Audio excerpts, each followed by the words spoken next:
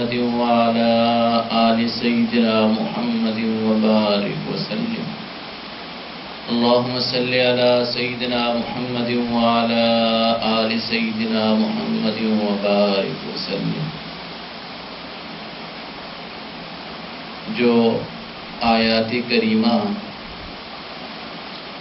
ابھی پڑھی گئی، اہدنا الصراط المستقیم صراط الذین انعمت علیہم، یہ وہ آیات ہیں ہر مسلمان ہر نماز کے اندر، فرض ہو، نفل ہو، سنت ہو، واجب ہو، یا تو خود پڑھ رہا ہوتا ہے یا امام کے پیچھے سن رہا ہوتا ہے، اکثر یوں ہی یہ آیت اس کے کانوں میں کہیں نہ کہیں آ رہی ہوتی ہے، اہدنا الصراط المستقیم، کہ اللہ تو مجھے سیدھے راستے پر چلا. تو قرآن کریم میں گویا کہ مسلمان کے ذمے ہر وقت ایک کام لگا دیا کہ تم نماز پڑھو تو نماز میں یہ دعا کرو، اللہ مجھے سیدھے راستے پر چلا. اور صراط الذین انعمت علیہم، وہ سیدھا راستہ کون سا؟ جن پہ اللہ رب العزت نے انعام کیا ہے، وہ لوگ، یعنی ان لوگوں کا راستہ جن سے اللہ خوش ہیں. یعنی اللہ مجھے ان لوگوں کے راستے پہ چلائے جن سے اللہ خوش ہیں. غیر المغضوب علیہم ولا الضالین، اور اے اللہ ان لوگوں کے راستے پہ نہ چلا جن پہ آپ کا غضب ہوا، اور وہ لوگ جو گمراہ ہوئے. تو مومن ہر نماز کے اندر ایک تو دعا یہ کرتا ہے کہ اللہ مجھے ان لوگوں کے راستے پہ چلا، ان لوگوں کی سیرت پہ چلا، ان لوگوں کی محبت اللہ میرے دل میں ڈال جن لوگوں پہ آپ نے انعام کیا ہے. اہدنا الصراط المستقیم، اے اللہ مجھے صراط مستقیم پہ قائم رکھ. صراط الذین انعمت علیہم، ان لوگوں کا راستہ جن پہ آپ نے انعام کیا، جو آپ کی نگاہ میں مقبول ہیں. اور قرآن کریم میں جن لوگوں پہ انعام کیا وہ 4 ہیں. وَمَن يُطِعِ اللَّهَ وَرَسُولَهُ فَأُولَٰئِكَ مَعَ الَّذِينَ أَنْعَمَ اللَّهُ عَلَيْهِمْ مِنَ النَّبِيِّينَ، جن لوگوں پہ اللہ نے انعام کیا ان میں سے ایک نبی ہیں کہ اے اللہ مجھے نبیوں والے طریقے پہ چلا. میری زندگی کا سارا اٹھنا بیٹھنا، چلنا پھرنا، شادی بیاہ، غمی خوشی، ساری کی ساری ایسی ہو جو نبوت سے جو سبق ہمیں ملا. صراط الذین انعمت علیہم، اولئک الذین انعم اللہ علیہم من النبیین، جن لوگوں پہ اللہ نے انعام کیا ان میں سے ایک نبی ہیں. والصدیقین، اور وہ دوسرے سچے ہیں. اور تیسرا فرمایا والشہداء، اور چوتھا فرمایا والصالحین. تو مومن کو فرمایا کہ آپ کی جو ہے زندگی گزارنے کا طریقہ انہی لوگوں کی طرح ہو، شہداء کی طرح ہو، صلحاء کی طرح ہو، سچوں کی طرح ہو، زبان پہ سچ ہو، اور اللہ کی راہ میں جان دینے کا جذبہ بھی ہو، اور نیکوں سے محبت ہو. حدیث مبارکہ میں ہے، ایک صحابی نے فرمایا المرء یا الرجل یحب القوم، ایک بندہ کسی سے محبت کرتا ہے ویسا ہے نہیں ہے. مثلا کسی کو صحابہ سے محبت ہے، کسی کو محدثین سے محبت ہے، کسی کو مفسرین سے محبت ہے، لیکن اب یہ خود تو عالم ہے نہیں ہے. کسی کو حافظوں سے محبت ہوتی ہے لیکن خود حافظ نہیں ہوتا، کسی کو علماء سے محبت ہوتی ہے خود عالم نہیں ہوتا. اللہ کے نبی نے فرمایا المرء مع من احب، آدمی انہی کے ساتھ ہوگا جن سے وہ محبت کرتے ہیں. یعنی قیامت میں جو صف جاری ہوگی علماء کی، یہ علماء سے محبت کرنے والا بھی ساتھ ہی ہوگا. حفاظ سے محبت کرنے والا حفاظ کے ساتھ ہوگا کہ جی یہ حفاظ سے محبت کرتا. اس لیے ہمیں اگر اہدنا الصراط المستقیم محبت کرنی ہے تو نبیوں سے محبت کرنی ہے، صدیقین سے محبت کرنی ہے، شہداء سے محبت کرنی ہے، اور صلحاء سے محبت کرنی ہے. اور ان سے محبت کرنے والا محروم بھی نہیں ہوتا. اور پھر فرمایا کہ غیر المغضوب علیہم، اللہ مجھے ان لوگوں کے راستے پہ نہ چلانا جن پہ آپ کا غضب ہوا ہے. اور تفسیر بیضاوی کے اندر لکھا ہے کہ المغضوب علیہم سے مراد یہودی ہے، کہ اے اللہ گویا کہ ہر مسلمان ہر نماز کے اندر یہ اللہ سے کہہ رہا ہوتا ہے اے اللہ مجھے یہودیوں کے طریقوں پہ نہیں چلانا. ہر نماز کے اندر یہ دعا کر رہا ہے غیر المغضوب علیہم، اے اللہ یہود کی جو قباحتیں تھیں، ان کی جو برائیاں تھیں، ان برائیوں سے مجھے دور رکھنا. تو آج کی اس نشست کے اندر کبھی انسان سوچے تو صحیح کہ یہود کے اندر برائیاں تھیں کیا، جو قرآن میں بار بار کہا، ہر نماز کے اندر پڑھتے ہیں اللہ ہمیں ان کی برائیوں جیسی برائیوں میں مبتلا نہ کرنا. وہ برائیاں ہیں کیا؟ تو قرآن کریم نے یہود کی اور احادیث مبارکہ میں یہود کی کچھ برائیاں ذکر کی ہیں. ان میں ایک ہم سارے یہ سوچیں کہیں ایسا تو نہیں کہ یہود کی وہ برائیاں ہمارے اندر آ چکی ہوں،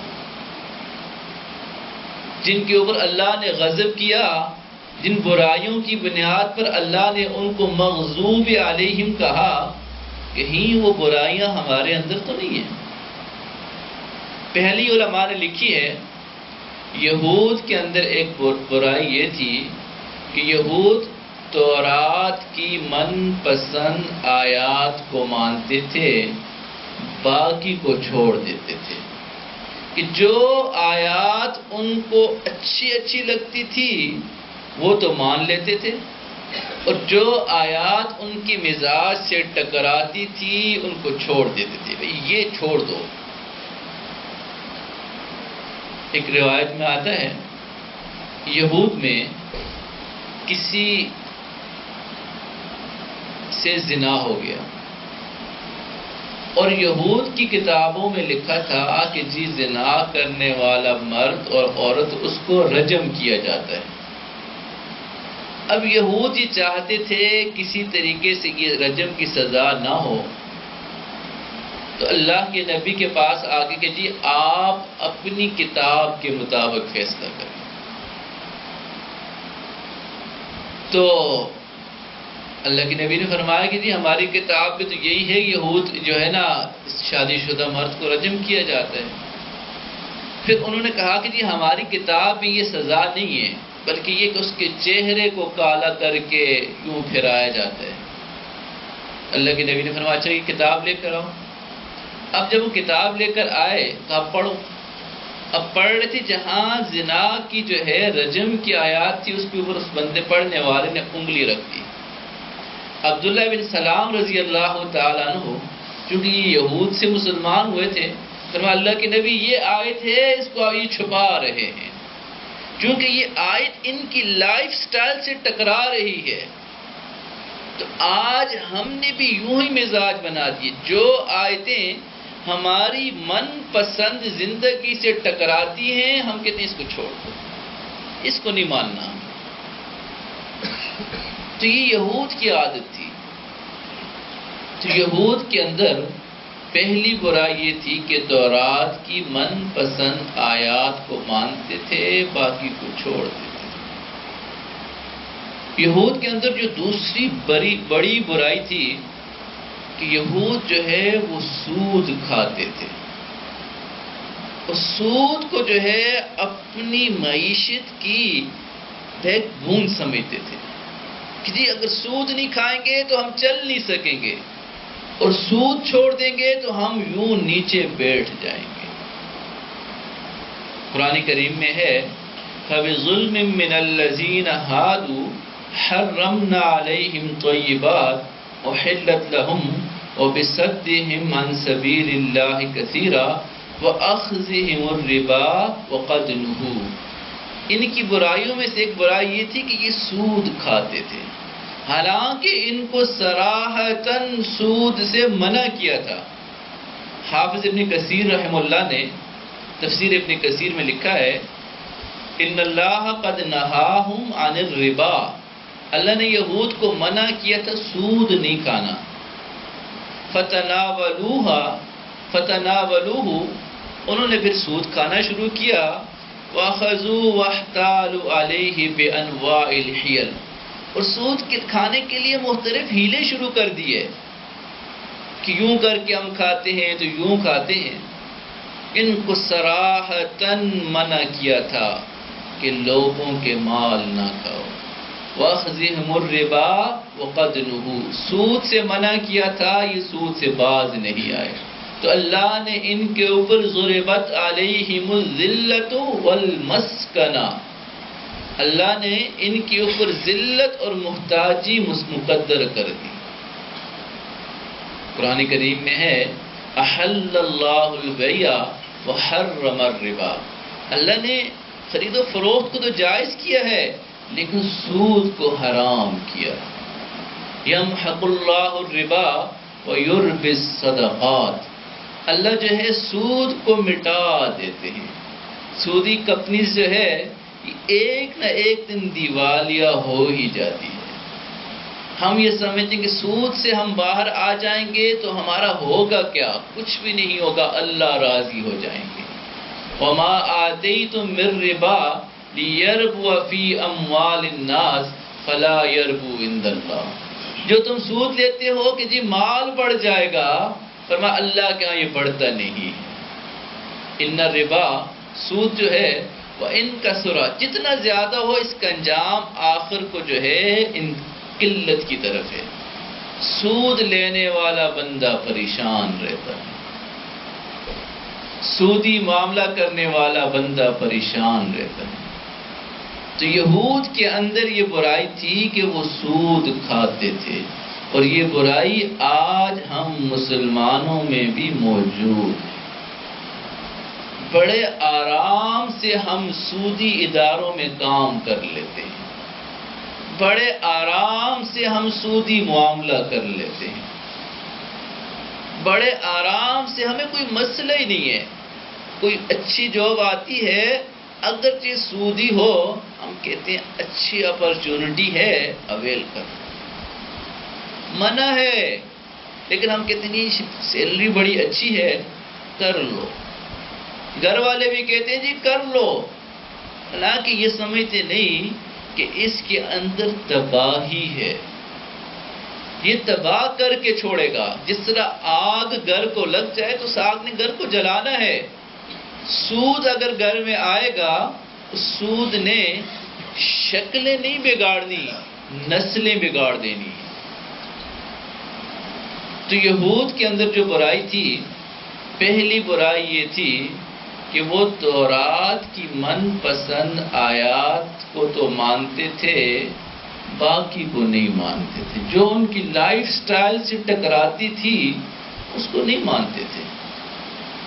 ہم بھی آسان سا کوئی حکم آ جائے جو ہماری زندگی کی ترتیب سے تھوڑا سا بھی سخت ہے، ہم نہیں مانتے۔ ایک آسان سی مثال یوں بھی سمجھیے، مثلا بارہا یہ علماء سے سنا ہوگا کہ جی شلوار ٹخنوں سے اوپر رکھ لیں۔ اب چونکہ یہ ہماری لائف سٹائل سے ٹکراتی ہے، ہم اس میں جو ہے نا تعویلیں شروع کر دیں گے۔ تو یہود کے اندر بھی یہی برائی تھی، اور دوسری برائی یہ تھی کہ وہ سود کھاتے تھے۔ آج یہ امت بھی سود کھانے لگ گئی۔ تیسری، علماء نے لکھا ہے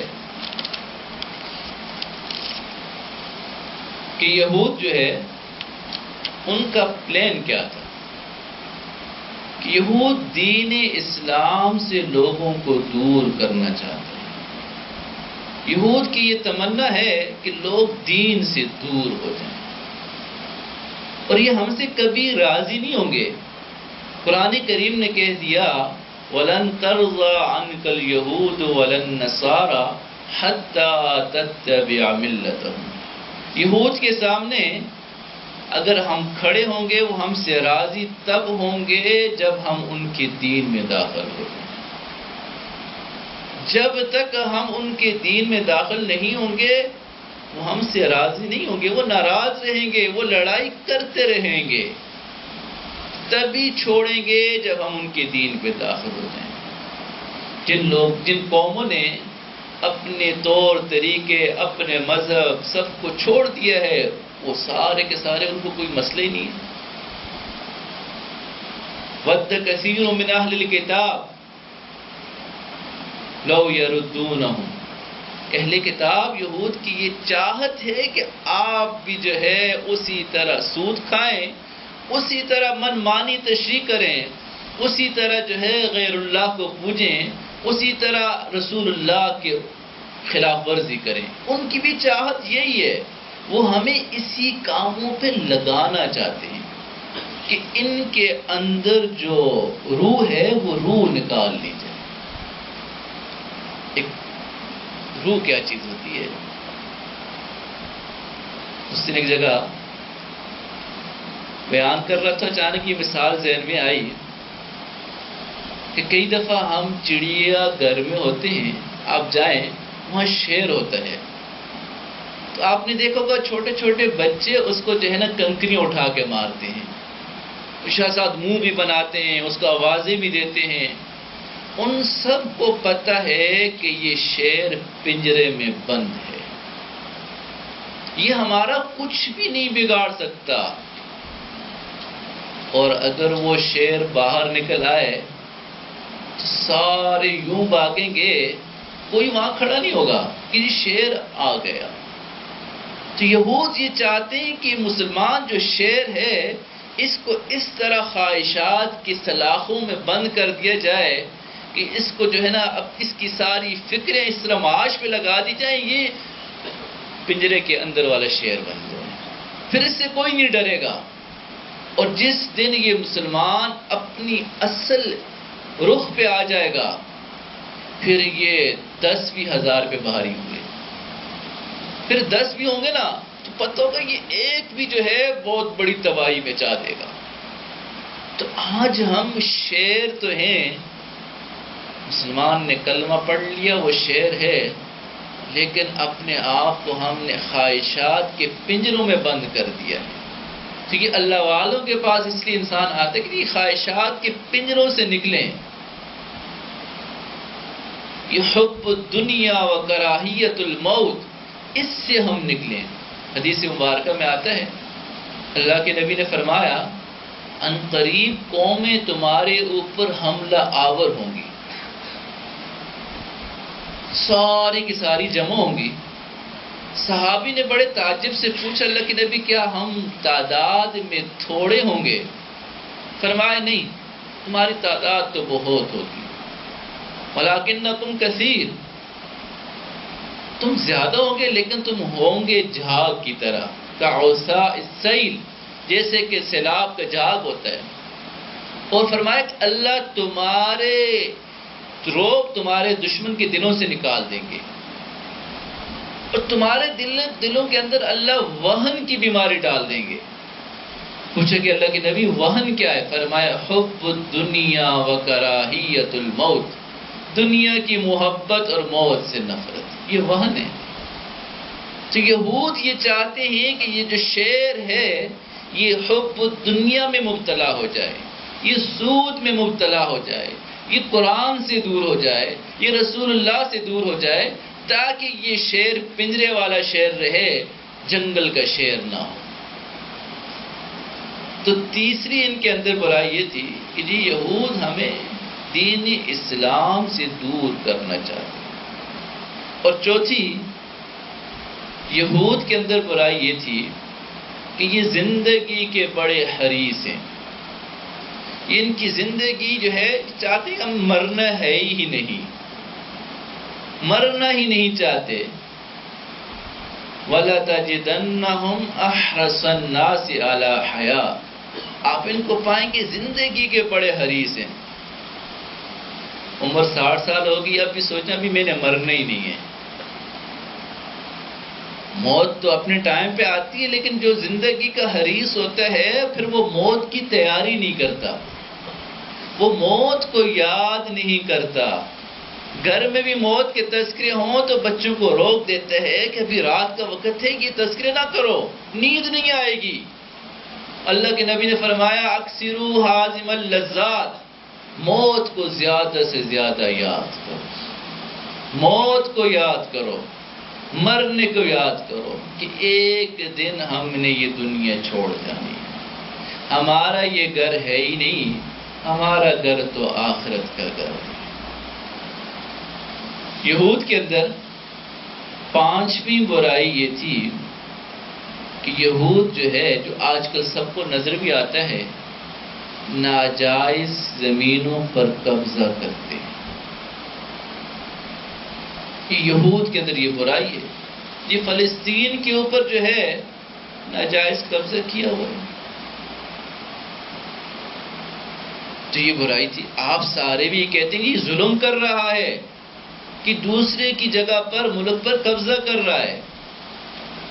ہم بھی تو لوگوں کی ناجائز زمینوں پہ قبضہ کر رہے ہوتے ہیں. اسرائیل جو ہے وہاں ظلم کر رہا ہے، ہم یہاں ظلم کر رہے ہیں.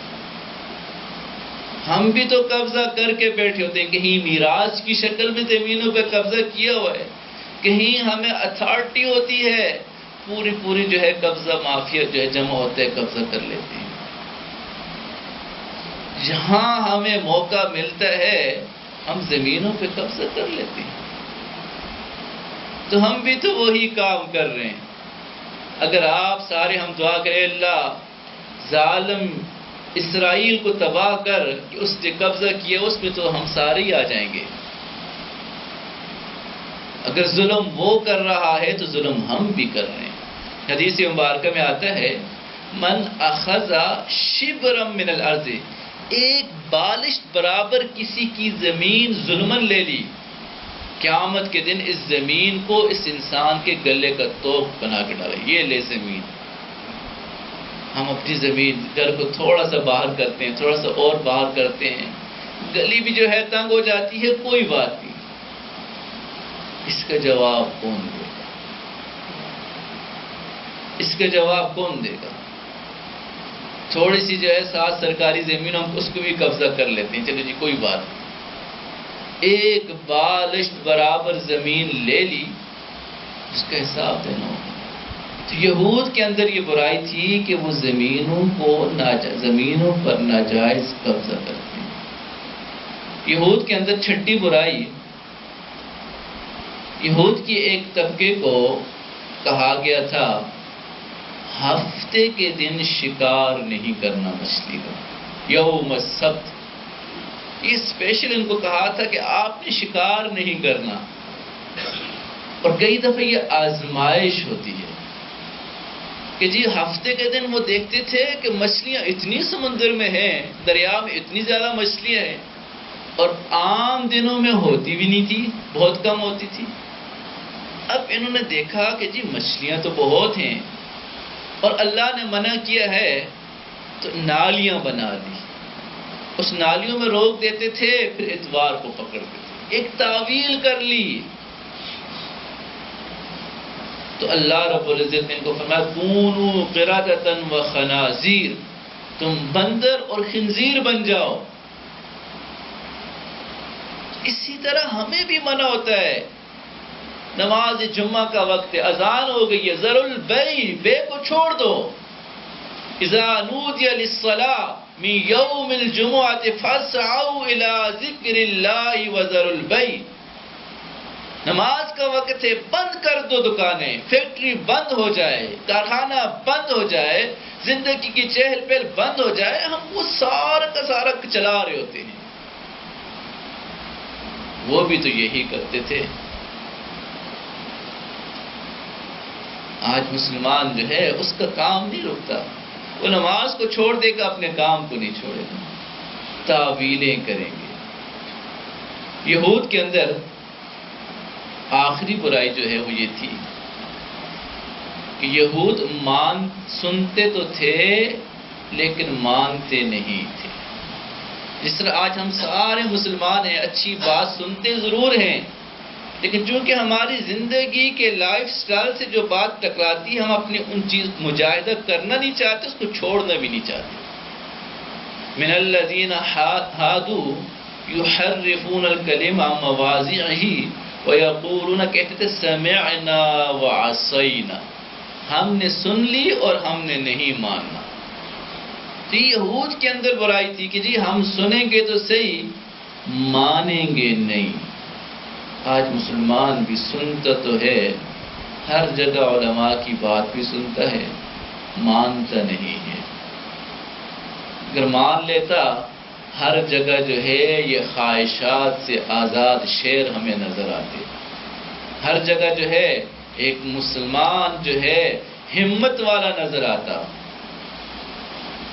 تو اللہ رب العزت نے یہود کی ان برائیوں کی وجہ سے ان پہ غضب نازل کیا،